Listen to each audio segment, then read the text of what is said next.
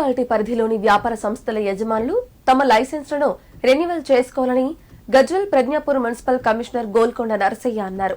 సిద్దిపేట జిల్లా గజ్వేల్ ప్రజ్ఞాపూర్ మున్సిపల్ కార్యాలయంలో మీడియాతో మాట్లాడిన ఆయన మున్సిపాలిటీ పరిధిలోని వివిధ వ్యాపార సంస్థలు, దుకాణ యజమానులు వృత్తి వ్యాపార లైసెన్సులు పొందాలని సూచించారు. గతంలో లైసెన్సులు పొందిన వారు ఈ ఆర్థిక సంవత్సరానికి గాని తమ లైసెన్సులను రెన్యువల్ చేసుకోవాలని కోరారు. ఆస్తి, నల్ల బిల్లులు బకాయి ఉన్న ఇంటి యజమానులు కూడా ఈ ఆర్థిక సంవత్సరానికి సంబంధించిన పన్నులు చెల్లించాలన్నారు.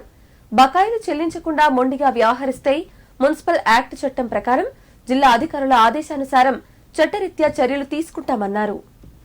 మున్సిపాలిటీ పరిధిలోని ప్రతి వ్యాపారస్తులు వ్యాపార లైసెన్స్ తీసుకొని వ్యాపారాన్ని కొనసాగించాల్సి ఉంటుంది. కానీ గత సంవత్సరం అంటే 2023-24 సంవత్సరానికి సంబంధించి ఏప్రిల్ నెలలోనే రెన్యువల్ చేసుకొని మీ యొక్క వ్యాపారాన్ని కొనసాగించాలి. కానీ ఇంతవరకు కూడా చాలా తక్కువ మంది మాత్రమే రెన్యువల్ చేసుకున్నారు. ఈ యొక్క వ్యాపారస్తులు ఖచ్చితంగా మీ యొక్క లైసెన్స్ రెన్యువల్ చేసుకొని మా యొక్క సిబ్బందికి మీ షాప్ వద్దకు వచ్చే మా సిబ్బంది సహకరించి మీ యొక్క లైసెన్స్ను రెన్యువల్ చేసుకోవాల్సిందిగా కోరుచున్నాము.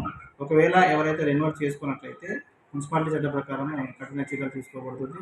ఇటు విషయంలో గౌరవ అడిషనల్ కలెక్టర్ లోకల్ బాడీస్ గారు కూడా మన సిద్దిపేట తర్వాత మనకు వ్యాపార పరంగా ఉన్నది గజ్వేల్ కాబట్టి ఖచ్చితంగా మీ యొక్క వ్యాపారస్తులు కూడా లైసెన్స్ తీసుకొని మీ యొక్క వ్యాపారాన్ని కొనసాగించాల్సిందిగా ఆదేశించినారు. కాబట్టి మీ యొక్క వ్యాపారాన్ని లైసెన్స్ ఖచ్చితంగా రెన్యువల్ చేసుకొని వ్యాపారాన్ని కొనసాగించాల్సిందిగా కోరుచున్నాను.